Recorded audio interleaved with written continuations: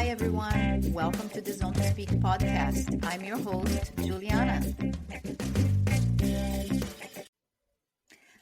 This episode of Zone to Speak is supported by Peloton, the ultimate sunscreen for athletes. If you know me, you know I never leave the house without sunscreen, and Peloton is my go-to. It's lightweight, breathable, and designed for endurance sports, perfect for any day out on the saddle. And because they are supporting the podcast, you get 20% off your order. Just head to the link in the show notes and use the code ZONE2SPEAK at checkout. Protect your skin, fuel your adventures, and support the pod while you do it. All right, today on Zone to Speak, we are talking about engineering, but not that kind that stays locked inside a lab, because my guest is someone who has spent the last decade trying to solve one very specific problem. Why does riding a bike have to hurt? My guest is Erik de Brun, the co-founder and principal engineer of Redshift Sports, the company behind products like the shock stop stem and seat post that have quietly become almost cult favorites in gravel, endurance, and ultracycling. What's interesting about Erik is that he didn't come from the cycling industry. Before Redshift, he worked on everything from military aircraft to landmine clearance equipment. Then somehow that turned into designing bike components that helped people ride longer, further, and with less pain. If your hands were numb, your neck hurt, your back was destroyed, that was almost a badge of honor. But now, riders are starting to ask different questions. Can bikes actually be comfortable? Can performance and comfort exist together? So today we're talking about the engineering mindset behind Redshift. Let's get into it. Erik, welcome to the pod. Oh, thank you so much for having me. My pleasure. So Redshift started with engineers who were also cyclists, not industry marketing people. How did Redshift actually begin, and what problem were you trying to solve first? Yeah, we did come from outside the industry. We were obviously super into bikes. That was a given, and we were all endurance athletes. Cool. And so we had another company, actually, my co-founders and I, where we were doing engineering work for other brands outside the cycling industry. And we had been part of a couple successful product launches and sort of saw it from the inside and thought, well, that was really interesting. But we didn't get to do the other pieces. We were really just focused on the engineering. And the idea kind of came up of, maybe we could do our own product. We could try to launch a company. And it was very, informal. And so we just went about doing it. And that was in 2013. And back in 2013, crowdfunding was actually like very new and very exciting. And so it was, it didn't really have any of the baggage that it has today. And so, there was lots of really cool stuff being launched actually on crowdfunding. So we designed a product, put it out on crowdfunding, had a modest, yet we viewed it as very successful, kind of launch. And that really is what created the company. But it was, it was not just about, we have this really passionate thing we need to fix in cycling. It was more, we thought, wow, it would be really amazing if we could take the engineering background that we have and design products in something that we really love. So it was kind of a coming together. I think we found our voice pretty quickly, but it was a little bit more of this idea of like, hey, this would be a really interesting, thing to work on. And then it sort of turned into a real brand from there. Very cool. Very cool. Yeah, because, you worked in some pretty intense engineering projects before cycling, landmine equipment. So how does someone go from designing military to suspension stems for gravel? Yeah, I mean, it's a good question. So we had this consulting company, and we did all kinds of engineering. And generally, the engineering work we did was extremely rigorous and highly regulated types of environments. So we worked on medical devices. We worked on, like you mentioned, landmine clearance type of stuff. We worked on, large systems for nuclear power plants, things like that.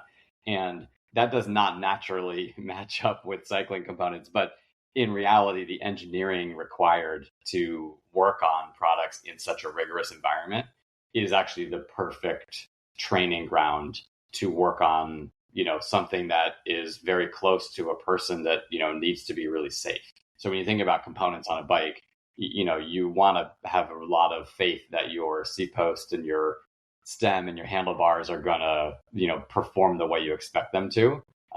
And obviously, there are incidents that happen in cycling. So I think our background is actually really excellent from that standpoint because we know how to look at problems maybe Yeah. from a different way, and kind of Yeah. how to apply some of that rigor into an industry that has been around for a long time, has a lot of rule of thumb in it, but maybe starting more to develop more of an engineering approach over the last maybe 20 years or so.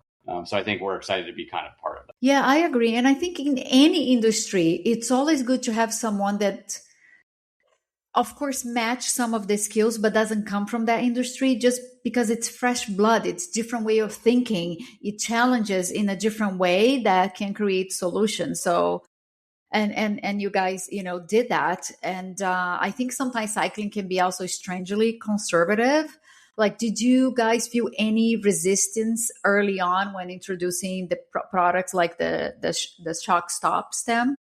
Definitely. And I think it is your earlier points really, really well made because there's a ton of, long time held knowledge, especially at the manufacturers. And that's because in cycling, when you touch a performance piece of equipment, this is changing maybe a little bit these days, but everything came out of Taiwan. And there are a handful of factories there that had this just long expertise in making cycling components. And they had all of that rule of thumb knowledge. They had all of that earned experience. And so I think it was really valuable to actually come in and challenge some of the assumptions, but have them be able to tell us this is actually how we do something, and here's why this really matters. Here's why it works. Here's the 50 years of data we have that backs this up. And so I think for us, that was super interesting to kind of meld that together. But, so while on the manufacturing side, we didn't hit resistance, it was actually really a nice coming together of different expertise. On the industry side, of course, we hit friction. I mean, like you said, it's a very traditional industry. I mean, both in Europe, the UK, and the United States, North America. Maybe less so in North America, but still, I think people have a traditional mindset. And part of that stems, I think, from the idea that cycling sort of culminates in this pro racing piece. I think that we're Yeah. always attached to that. And so, Yeah. for better or for worse, that I think defines some of the tradition, right? That defines some of the style that does feed down into things. So we did encounter resistance. I think we were doing things that were probably considered very niche, and I think everyone has seen some video that comes across on Instagram of some crazy cycling contraption. And so, I think that people are dismissive of that kind of thing, sometimes for good reason, right? I mean, sometimes this stuff is just, kind of silly. But I think in other instances, people are a little bit nervous about change, about upending kind of what they view as the traditional mindset. So it did take, I would say it took years before we found that there was, maybe an industry acceptance. And I think that's important. But part of it, I think, is twofold. One is people don't necessarily love change until they get a chance to really understand it and see it and feel it. And I think at the same time, too, there's skepticism that new brands will stick around. So it's a little bit like, is this friend who, moved to my street, are they going to move away in a couple of years? Yeah. So do I really Yeah. want to invest all of this time? So I think once you show that you're sticking around and people get a chance to use your products, then I think that it's very warm and very accepting and very collaborative within the industry. Yeah. Yeah. You mentioned something too about, the changing.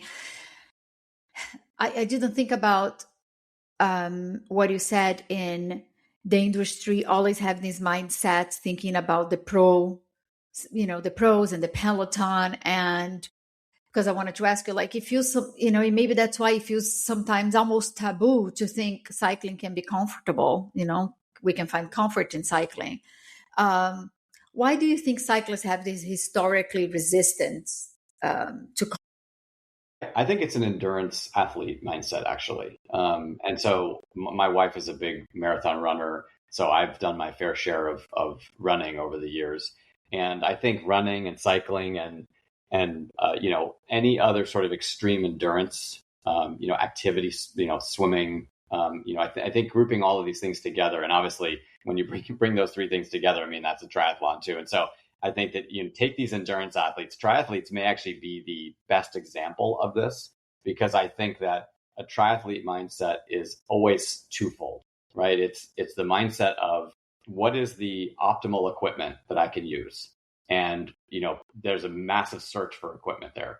But at the same time, I think it's this idea and acceptance that abuse of my body potentially equals performance gain. And I think that, that's Yes. both in a training standpoint and in a competition standpoint. And I think that just comes from, a mindset from before. But like you mentioned earlier, I think that mindset has actually started to change significantly Yeah. in the Agree. last few years. And I think it's probably because we're just getting smarter and smarter about how we train. And the idea of draining ourselves every time we go and train, it's now the data supports that that's really a terrible idea to do that. And I think the same thing may be true. We're understanding in competition that this idea that you can't just run on empty continuously, right? You have to be very careful about nutrition. You have to treat your body kind of as this, a chemical factory that's doing, that's creating energy and putting it out. And I think that mindset, though, is still hard to shed, because we still get in situations where I think sometimes we think that we're just generating energy and work, but sometimes that work is actually sort of coupled with discomfort. And so a good example I like to give actually is time trial positions. I think if you look at the history of a time trial position and you go back to a time trial, let's say in one of the Grand Tours, maybe 20 years ago, or a triathlon, like an athlete, maybe 15 to 20 years ago, you'll see a pro athlete or an elite athlete assume such a flexible position on their bike. Everything was about getting the body as close to the front wheel as possible. Everything is super tight, and aerodynamics was obviously being recognized as this really critical thing. And that's true. But I think Yes. the piece that was being missed was that those positions can maybe be assumed by a handful of people who can actually generate power in that position over time. Because Yes. even at that time, we were using like a wind tunnel, let's say. You can go in a wind tunnel. I can assume that position in a wind tunnel for 5 minutes, and Yep. that's not a problem for me. But, as soon as I hit 20 minutes, I'm going to just start falling off the bike. And so I think that there wasn't maybe a recognition of those two things coming together. And it was kind of papered over, because you would put an elite athlete in that position and they could do it. So it would look like they were getting performance enhancements. It looked like they were getting gains, but what they were actually doing was they were probably stifling their ability to generate, actual peak, powers that would last. So I think, Yeah. yeah, and the other thing is duration, right? You do a 45-minute time trial is very different than going and doing a 6 hour, 20 hour, that type of an event. And so there's a wide spectrum, I think, as well, where the longer you go, the much more amplified all of these things become. But I think what we can see is if you look at those comparisons of a time trial position, say from this 15 years ago to now, a rider, even in the absolute elite, time trialists, they're going to be extremely high up on the bike all of a sudden. And it's two things going on. Yeah. One thing is the aerodynamics have been studied more, and we've come to recognize that there's a lot more to it than just making your body as small as possible. There's a lot of other factors going on, but it also couples with those positions allow the athlete to generate more consistent, power output, because they're just not uncomfortable. They're not closing down natural angles on their body. So I think you kind of combine much more awareness of bike fit, much more awareness of some of the nuances of aerodynamics, and then this idea that, if you put your body into a position where you can't generate power effectively, that's something that is very noticeable. And so to me, I think what's nice is today there's a lot more recognition that what I would call like a typical cyclist's problems, the things we might see with, with the wide spectrum of riders, is actually very equivalent to the same, problems and issues that an elite rider is overcoming. And so, whereas, I was thinking Yeah. about our conversation, I was thinking that one of the big things that people often, I think, sort of automatically assume is that I'm very different than that elite rider. So I might aspire to be just like that elite rider because that's going to give me my most benefit. But ultimately, each of us have this sort of ceiling that we can reach, but our problems are really the same. And so I think this idea that there's this huge gulf between us is maybe true from the standpoint of certain things, VO2 maxes or flexibility or something, but it doesn't mean that we're not actually facing the same types of issues. So I think that for a long time, there was this thought that everyone should use the gear that's right for an elite rider. Then all of a sudden, there was a thought of like, well, that actually isn't a good idea. But I think today, what I like to tell people is that it actually does make sense, but the elite rider should be using stuff that's more fit for a typical rider. And so I think that's really the difference in the mindset shift that I like to talk about.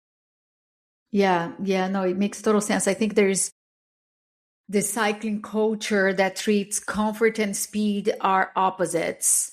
It is starting to change, like you said, and also you can see it in gravel as well with the tires. Right now, bigger tires are faster, for example, and because also they're also more comfortable. And for me, just the average rider, I do long distance. So for me, comfort is a speed, because if I'm starting to have a lot of pain, I won't be able to keep going. So yeah, maybe I'm not fast, but I do need to be comfort. So, and also I agree, there's a lot of things that the elite rider does that has to be taken into consideration for the average cyclist, right? Like maybe yes, there are aspects that you can do, but there are other aspects that it wasn't made for you. It was made for this type of elite rider. From an engineering perspective, do you think it's actually true that comfort can make people faster? I think 100% true. And there's a lot underneath that. And you mentioned off-road. I mean, as soon as you go off-road, you introduce all of these other factors, Yes. that have a additionally sort of huge impact. So now all of a sudden you go from, kind of this idea of the perfect tarmac is almost like a laboratory, right? So you go Yeah. from that kind of thing where you're dealing with forces of aerodynamics and wind and, and the rider's body, and you do have effects coming from the road through the bike, and it's real. But as soon as you go off road, all of those bike effects become super amplified. And so I think one thing that people probably are starting to recognize a lot more now, and it's something that I don't know if I wouldn't say that we discovered that this was some grand issue. I think it just kind of came along with what we were designing, where it became very obvious that the effects from the road to the bike, where the road is not perfect, is a pretty significant thing. And it's actually something that most riders can feel, and they may not be able to identify what it is. And so I think what happens is there is a lot of vibration at many, many different frequencies that come through the bike to the rider. And it is all based on the whole system. So it's, what's going on with the road, what's going on with the tires, how the frame is made up, the components that, you touch on the bike and the things that you touch between them. And so, I mean, going back, right, your typical cyclist would have padded gloves on their road bike, right? We used to have tape that was a lot thicker, actually. And so those were all solutions that were put in place because this was a noticed effect by riders. And I think we actually got away from some of that because there was this thought that using more advanced materials for bike frames was taking care of this problem. Or, elite riders don't do it. So why, they don't have any tape on their bar. Why would you put tape on your bar? And, so I think that some of those things, and then things like we talked about style. I mean, wearing gloves is maybe not as style oriented as it used to be. Used to be the thing you would do, right? And now it's a lot less of a thing you see on a performance road bike, for instance. Yeah. So I think people, that hasn't changed. Our mindset changed a little bit, but I do think there's more recognition now that all of these different frequencies, not just the big bumps that you feel when you run over a rock or a root, but the actual, all these underlying frequencies, they're destroying your ability to, fatigue less quickly. So these things are adding to so you're sitting there, you're putting out all this wattage, right? You're fueling yourself, you're trying to be as efficient as possible. And then this bike is beating you up and it's just sucking away your ability to put out wattage. And it's making you more and more and more tired because all of the little muscles on your body are working to combat all of this. So you're a huge suspension system for yourself.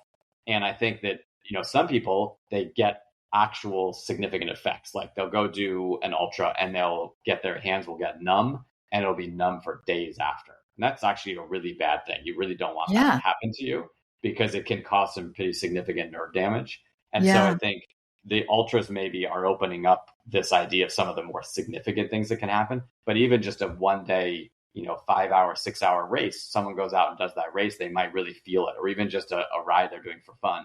And they might not be able to ride the next day, or they might feel something. Once you start actually feeling it like that, I think the recognition is, wow, this has been happening the whole time. It's not that something's changed. It's not like the bike is worse. I'm just receiving this in a different way. And now I'm actually feeling the effect. So that's been happening. And I think that, I feel pretty strongly that we should be doing a lot to get rid of that, because I think that's one of these huge factors that's hurting performance. So when you think about you could be in your best shape of your life, you could have the perfect fuel plan, but then if you just go out there and get beat up and you just get tired faster, well, it's going to ruin that performance. So I think that this idea of thinking about it the same way we think about preparing our body and preparing our nutrition, I think we should be thinking about preparing the bike in the same way, so that when you get on it, you actually can perform the best. And I think that the fatigue aspect is a big thing it's hard to detect if you don't actually get the after effects. Because I might say, oh, you're tired at the end of that gravel race. Of course you are, but you're 20% more tired than you would have been if you actually, were a bit more comfortable on the bike, or the fit was better, for instance, or you were loading your skeletal system and not your small muscles. So I think that,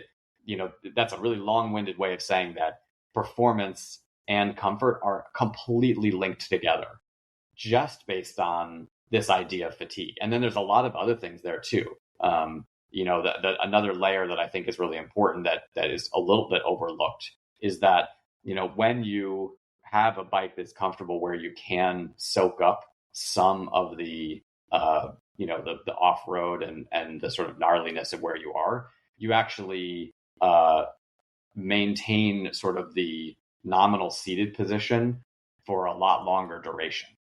Yeah. And, I think anyone who's ridden off-road recognizes that, you just instinctually stand up. You instinctually do. And when you stand up, you're all of a sudden, you're changing the way you're loading your muscles. You're working big muscles all of a sudden in a different way. And, you do that a bunch of times. And that's, you're no longer putting any power down during those moments in time. So this idea of being able to ride less defensively, I think, is also a huge performance gain that is very hard to detect, because it's not like we're going on a running experiment where someone does some loop and then you stand up or sit down. But if you did that, you would really notice a pretty significant difference, actually. Yeah, well, I agree. And now I'm backed by an engineer, so I'm very happy. I'm always looking for comfort. A lot of bike tech feels designed for elite racers, not normal people. And I feel Redshift does also design for normal people. Who do you actually design products for? Yeah, it's a good question. I mean, I think that it's fun. It's funny that's an interesting topic, right? And I think you're right. I think that we have endurance sports in general are aspirational, right? And I don't think there's anything wrong with that. I think that can be super exciting, because a model that one looks towards, can help someone achieve their absolute best. And, there's a lot of amazing things that can come from that. So I think without this elite, group that's doing these really interesting, amazing things, I mean, you think it changes the way you might set your goals, and it's nice to have that. But you're absolutely right that I think because it's aspirational, a lot of attention is given to products, particularly bikes that are clearly designed for, this is the new bike that's going to be used in this tour, or this is the new bike for this team. And so I think that that's a very clear thing that's always been that way. I think it is changing a little bit. I think we're probably part of that. But yeah, so it's kind of funny to say, oh, well, we design, bikes for a typical rider, or components for a typical rider. Almost all of the people that ride bikes are typical. And it's a very, very tiny group that's actually on the elite side of things. And so it's such a funny idea that in an industry where we're actually making products that people will get, that the focus isn't entirely on the typical rider, because it should be. And so, Yeah. it's not entirely fair to say that. There's classes of bikes, obviously, that are much more geared Yeah. towards, doing Yeah. commuting, or, kids that are trying to, learn to ride bikes and things. But I think when you think about performance oriented riding, of which any typical rider, I think, should be able to call themselves a rider that's seeking performance. If you're Yes. thinking about reaching some point, you're, in my mind, a performance rider. It doesn't matter if you're heavier than you want to be, if you're not as fit as you want to be. It doesn't matter. You can still be a performance oriented rider. And so, yes, I think we like to look at components and say these are performance oriented components that are for all riders. And what's nice about it is the pieces that we make generally, they do just as much for an elite as they do for a typical rider. Because, like I said before, we have the same, needs ultimately. We may be able to do different things with the equipment, but we have the same needs. And so the performance gains are real for both groups. And sometimes a typical rider might find huge performance gains from these things because they've actually been subjecting themselves to a really bad situation. But an elite rider, it's the same way. Unlocking extra power, it goes a really long way when you're at the types of peak powers that, these athletes are reaching. So a little bit of gain for them is a huge, piece. Whereas a little bit of gain for a typical rider, it may be a benefit in a different way and not so much like unlocking extra power. So ultimately, I think that we design components that work for everybody, and you get this combination. I don't like to say that we design a component for comfort, because I think comfort probably gets associated with like big saddles and, springs and things like that. And ultimately, I think that we're designing performance, oriented equipment that does things like eliminates these different frequencies and vibration, allows you to maintain seated position through rough terrain, reduces, overall fatigue, makes you, also actually more comfortable, which is just more enjoyable, right? And so being happy and having fun is absolutely tied to performance as well. So I kind of think that, comfort can have a negative connotation. I don't know what the right word is, but Yeah, I like to talk about it that's this what I way. said, right? It feels like performance and comfort are opposites of the spectrum, and it shouldn't be, because they Mhm. do go together. But you're right, it does have negative connotation, but I it think we've does seen have, a big it change doesn't in. bring performance, but it should.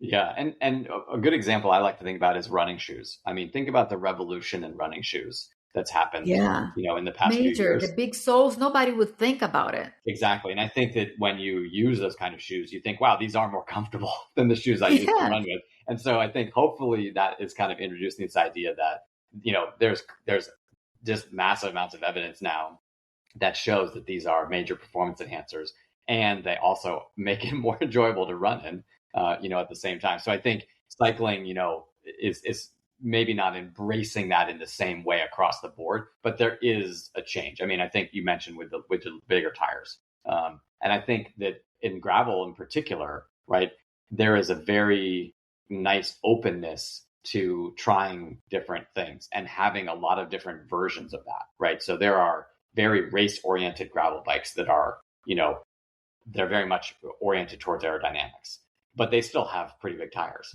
And then there are, bike packing type of gravel bikes that are oriented towards, carrying gear and being comfortable and being able to be, in places that the bike just has to stand up to all these elements. And then there's everything in between. And so I think that's really nice about gravel is that, when we started making components, gravel wasn't really a discipline. And so I think we grew as gravel became a thing, and it was a natural fit because in that type of riding, I think so many of the things that our products, do is accentuated. And so it was a very natural fit because it was so obvious what was happening there, even though Yeah. they're really important for all these other types of disciplines as well. Yeah. Yeah. No, it felt like Redshift, gravel, and ultra and bike packing arrived perfect at the perfect moment and exploded together. So very good timing. Yeah, I mean, I'd like to say that we had anything to do with that. It was just great timing. So. Yeah. How about the engineering process? We people see the final product, but not the years of prototypes and failures and weird ideas. What does the development process actually look like at Redshift?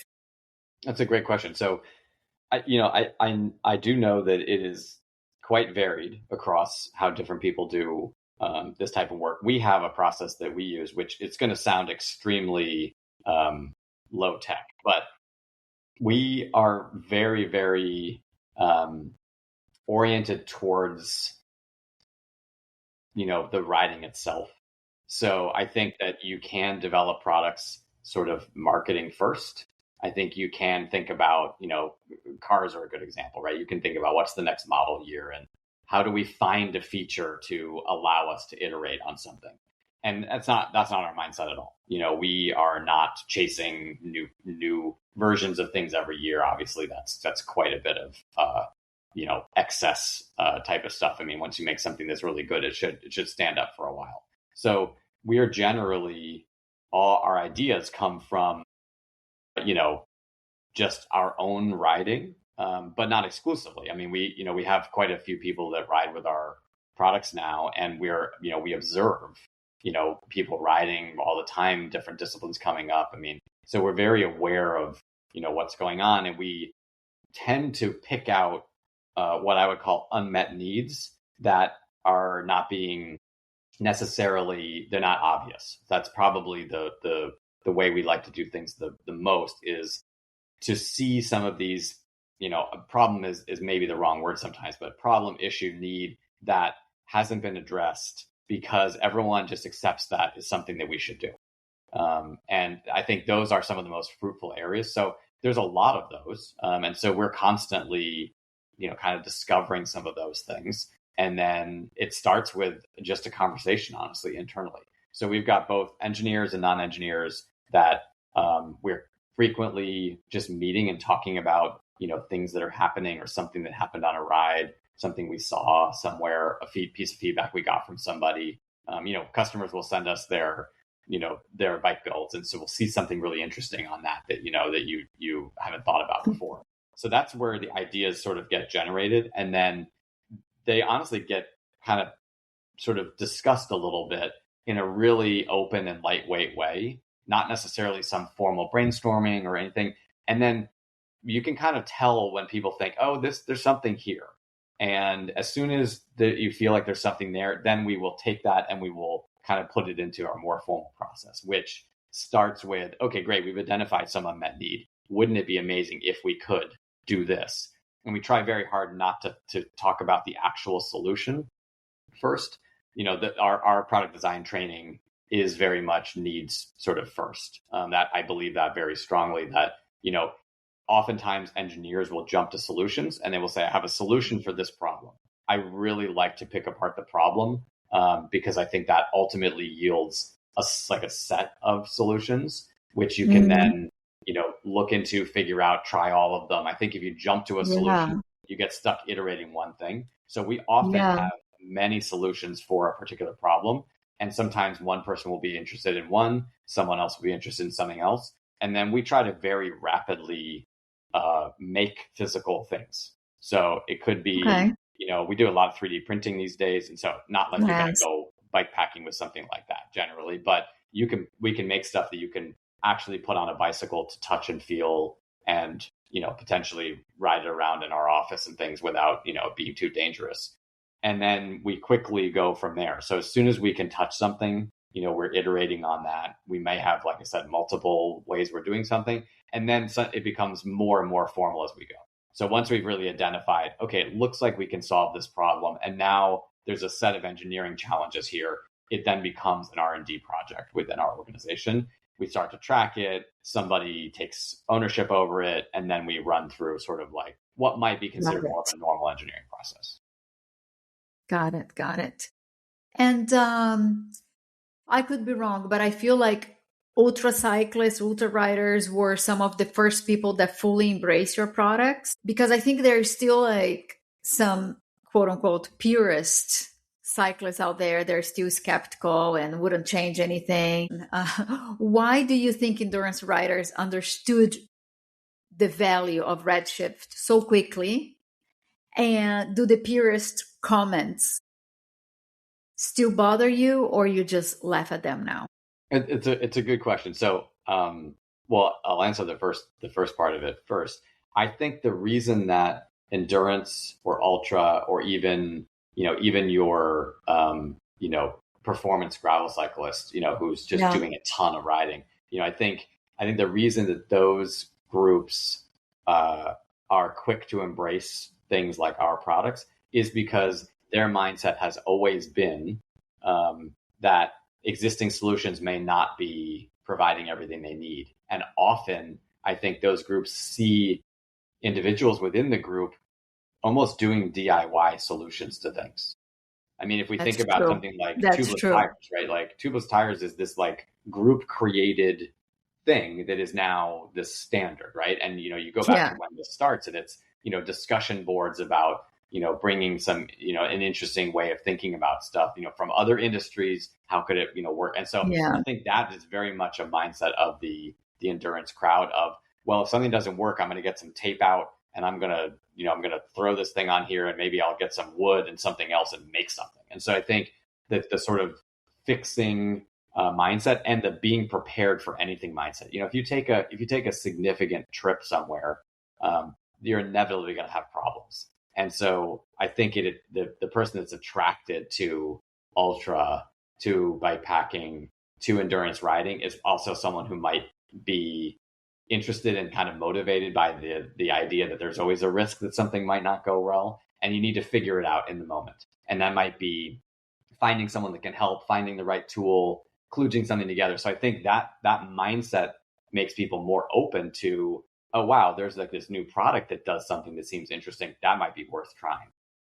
So I think that's probably the one of the major things. The other side of it, I think, is that, like I said before, so many of the issues that one might encounter during other types of riding are massively amplified, and so just doing a 2-day, type of thing, that second day of riding, you are going to suffer everything that happened on the first day. And so I think you experience that enough times, you start to think there's something better that I could be doing. What are the areas I could focus on equipment wise? Because it may not be me. This actually may be something else. So I think there's a bit of that, like the problem becomes big enough that you are actually actively looking for solutions, as opposed to someone thinking, well, I guess this is what it's like, and I'm not going to say anything to someone else because maybe I'm the only one experiencing this or something. So that, and the community aspect may be another thing too. Once someone finds something and they share information, a lot of Yeah. people are interested in seeing what that's all about. Yeah. It's funny that the second part of your question about the comments, I feel like we get along really well with purists, and I think the reason is that I don't think we force our products as something that is required. And so I think there are, I won't necessarily say that there are brands, but I think there are trends that feel like we're being told this is how you have to do something. And I think we've Right. always had the mindset of, we have a product that, meets this unmet need. And if you have that need, this could be a really good thing for you to try. But if you don't have that need, that's great too. I think so. I'm guessing that the reason we don't get as much pushback on some of our stuff is because we're not pushing it as if it's the only way that someone should be doing things. Yeah. No, I agree. Completely agree. And my only regret with Redshift is not trying sooner because it is a game changer. I love the stem. It really brings so much more comfort, which means longer time on my bike and just more enjoyable. Yeah. Yeah. And I can't wait to maybe try the other products. Well, I'm glad to hear that. It is interesting because I think that there's this other piece to, we're talking about engineering a little bit. You have to have the follow through. I think that, there are instances, I think, where you identify this great unmet need, you find yourself a solution, but that solution, it really isn't maybe the most appropriate thing for the real world. And so I think that's this other piece that has to be there. And so, everything has to combine to do that. You have to have luck. You have to stumble upon the right things. You have to have this experience and knowledge. And so I think the stem's a good example where when we made that product actually for road cyclists. That was Wow. designed for road cyclists. The road cyclists are probably still one of the biggest groups of people that ride it. And this is a bit where what you see is different than what the reality is. So, there's tons and tons of people with stems on their road bikes riding around loving them, but you don't see them in pictures in magazines because it's not necessarily the thing that, someone wants to put out there, but it's all over the place. And it makes this huge difference for those riders, right? They do an extra 20 miles, they do an extra 5 miles, whatever it is. So we made that product there. Quickly, gravel became a thing. And then that was this very much more visible outlet for the products. But when we created them, we had the mindset that not like we were going to over design it, but that we needed to make sure that we brought the rigor that we had been doing with, previous work, so that there wouldn't necessarily be a predictable point at which, this would need, lots of attention. And so what's really nice is that the stem is basically maintenance free. That was our goal, but you never know if it's going to work. But now that we're almost 10 years, I think we're more than almost 10 years, maybe 11 years out, original stems, they still don't need any maintenance, which I think is really fantastic. So Amazing. that is something that also I think really is a big element of someone's experience with a product. You can have the best solution in the world, but then if it's just so fiddly and requires so much attention, it really detracts from the experience. And so not only is there this, wow, this has a big impact on my riding, but then the idea that I never have to worry about this thing, to me, those two things are almost essential. They go hand in hand. And there are products that do require a lot of attention. And I think that can really detract from their experience. I agree. And how about the seat post? Would you say that the seat post helps with saddle sores? And I know saddle sores, it's a combination of so many things. I have a whole episode just on saddle sore. But do you think that would help with that? Did you have that in mind as well when you designed? I think that we did have all of that in mind. And I think that the rear of the bike, I'll try to just classify that as sort of one thing. It's a system. And I think that people that find the most success in terms of not getting sores, not having injuries, having a positive feeling when they're on the bike and not just constantly getting discomfort, they do the work to also find the saddle that works for them. And so I think that, you take saddle, you take a bit of suspension, and you take bike fit, and you combine those things together. That, I think, is the recipe for having the sort of most success, avoiding the pitfalls that we can find with saddles.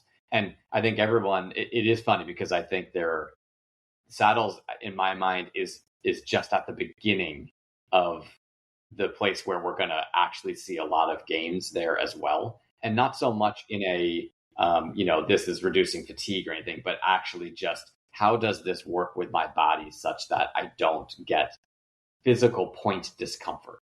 And I think in my mind, that's a huge area. We think about this a lot, actually, because I think that's one of the biggest turnoffs for new cyclists is this idea that I have to go through some sort of weird pain moment in order to come out the other end and be okay. And it's funny because I think this is a bit of the antithesis to what I said before. So I think on the surface level, that's not right in my mind, but it actually is true for many people, right? Getting a good saddle does not feel good right away. And I wish we could get ourselves to a position where that was the case, because I think new cyclists, I think it is a huge point where they drop out because they're sitting there going, this is absolutely crazy. You cannot be asking me to do this to my butt. This is just not right. And everybody is different. So everyone has a different version of this. Yet it is true that for many people, more riding in some duress actually leads to something positive in the end. I think that's hard to square in my mind, as a product person. I think that that's just not a good product experience at all. And I find myself a bit embarrassed to tell people that, oh yeah, it's going to really hurt you for this period of time, but it's going to get better. I mean, that's you get used to it. Yeah, it gets better. Yeah, it's a strange thing to do. So I think that's an area that is still ripe for kind of eliminating that type of issue. And not that there isn't a bit of like the body needs to get a little tougher too. I mean, that's definitely true. I think that's a big piece of this. But I think you got to combine multiple things. So you can get a suspension seat post. ours is pretty darn good. And it's going to do a lot to remove what I call the sort of like stinging moments. So not only do you get this fatigue, you will actually use the muscles, in your back and your butt and your legs. You'll use them less, right? Because you're going to be, more comfortable, get all the suspension benefits, right? But if you have a bad saddle, it's not going to solve that. And so you're going to have those things. So I think you really need to combine those things and then with the bike fit, because the bike fit is the other thing that I think has come about very strong in the last few years. I mean, when I remember the first couple of times I got a more performance oriented bike, went to a bike shop. I think the bike shop was great. And they attempted to do, here's where your component should be. But it was a very sort of unsophisticated approach to things. So they did the best they could. I had no idea what it should be. I've since spent a lot of time thinking about it and kind of learning as the industry has gotten better. But today there are so many resources where you can get a bike fit that really is excellent. And I think that goes a really long way to making all this other stuff work well. So you could have a great saddle, and if you have a bad bike fit, it might not work well for you. And so I think those things, they really do kind of go hand in hand. And sometimes we think about bike fit as an afterthought. I really think people should think about it as a very prominent piece of what they're doing. And if they are building a new bike, getting a new bike, or they haven't had a fit in some period of time, that bike fit could make as much a difference as upgrading anything that they do in terms of fitness, nutrition, equipment, anything, the bike fit itself. And so it feels like a lot of money sometimes, I think, but I think that is the kind of thing that, you go a year and a half, that's some of the best money that people can spend on their riding, because it pays instant dividends. Yeah. I tell people all the time, because some people, they are like, oh, but it's so much money. Believe me, it's the best investment you can make. And it's long lasting. Like you said, you do it once, you will last for a while, unless you change something on your bike or your body, changes. But it is a great investment. But the seat post sounds amazing. I should try it. And I think that many people feel like sometimes our stem is the gateway. And I think that, the experience with the stem, and I don't know if you experience this, but it's a very instant, pretty dramatic change. Yes. Very different than maybe other things you might do. But then you get used to it very quickly. And I think that the seat post is something where sometimes people will get the stem, and then all of a sudden they start really thinking about the rear of the bike, and they think, wow, it's really stiff back here, because you've changed the touch point up front pretty significantly. And then when they add the seat post, I think that oftentimes it's kind of this combination that all of a sudden it's like, oh, wow, now I'm getting a similar kind of benefit here. So it is funny how sometimes one thing can really kind of focus you in on something else. Yeah. You got me. And you're talking about the saddle, that we are at the tip of the iceberg with the saddle, which brings me to my next question. How do you think bikes and bike tech will change over the next 10 years? It's a great question. I mean, obviously it's something that I'm often thinking about. So the Sea Otter Classic in California was a few weeks ago now. It's becoming a pretty great event. It has been now for a number of years, where most of the industry is kind of descending on one location, and that makes for a pretty exciting kind of moment of sharing and sort of in-person collaboration. This year, there was a few dramatic things that were happening there. It's often it's kind of a bellwether of like what is a new tech trend, for instance. And I think probably the thing that was the biggest takeaway for most people was there is going to be a pretty dramatic change in the economics of bikes going forward.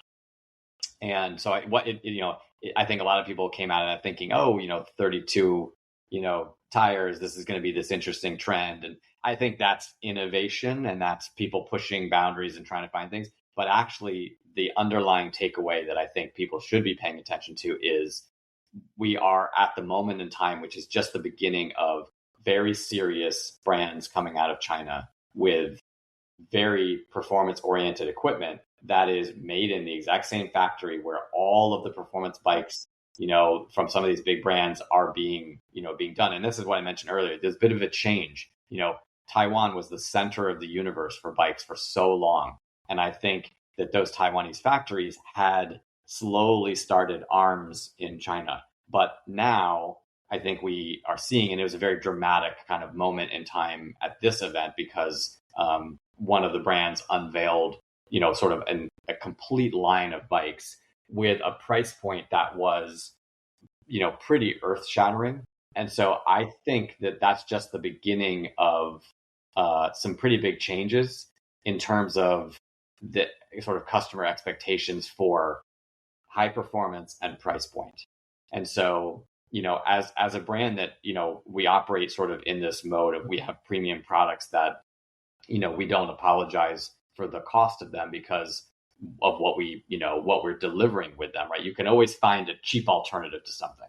And I think, customers and I think people in general have a pretty good sense of, is something cheap the thing that is going to work for me, or do I want to get something that's going to last, that, that's been proven, et cetera. And so I think that, that's always true for all kinds of stuff. But I think this moment in time now is sort of a signal that all of the ways that some of these brands coming out of China are going to be able to challenge the existing price points. I think that's a big, it will be a change in people's minds, where will these brands go to the forefront and people will start to associate them with the highest quality equipment? And will that force a change across the board in terms of how, things are priced and how value is thought about? So I think that's probably that's not a great answer to your question, like, there's going to be this thing. But I think that will be an underlying disruption for so many. Yeah, it's a disruption. Yeah, it's a big change. It's the future. Yeah. I have a quick fire round now. Okay. Is that okay? Yeah. All right. Gravel or road? Gravel for me, yeah. Suspension stem or seat post? Suspension stem. Most overhyped cycling trend? Oh, that's tough. I mean, there's a lot of those. That's a really difficult one. Honestly, I think the recent example is this 32-inch trend. I think it's incredibly overhyped, and almost as if there was some kind of secret meeting where everyone said they were going to do this crazy thing. Yes. So to me, that's got to be the most recent example. Titanium, carbon, or steel? I would go with carbon. I actually really like carbon bikes myself. So Aero socks, genius or ridiculous? Oh, I'm all about getting gains wherever I can get them. So as long as I feel cool in them, I'd be happy to wear it. Yeah. Agree. What's worse, numb hands or saddle sores? I think numb hands, because it's an indication of something going on that could affect you long term. Yeah. One cycling myth engineers hate hearing. Well, that's a great question. I wish I had like the perfect. There's so many, that come up. But I think the one we've been talking about is the one that I think comes up for me. The idea that speed or performance and comfort are somehow, not, they're at opposite ends of the spectrum. Yeah. Well, Erik, I think what's really interesting about Redshift is not that you're just building components, but you are quietly changing the culture around cycling and bikes. I'm so excited. I'm pumped with this episode. I'm sure a lot of people are going to have a lot of takeaways from this. Thank you so much for coming to Zone to Speak. It's been really a pleasure. Thank you for having us. It's a great conversation. I love talking about this stuff. So yeah, very much appreciated. Awesome. I hope you can come back sometime soon, because I think would love to. There's so much more I want to unpack here. Thank you so much. Thank you. And that's all for today's episode. I want to thank the listeners for tuning in. Your support means everything. If you enjoyed this episode, please consider following, leaving a review, and sharing it with your friends.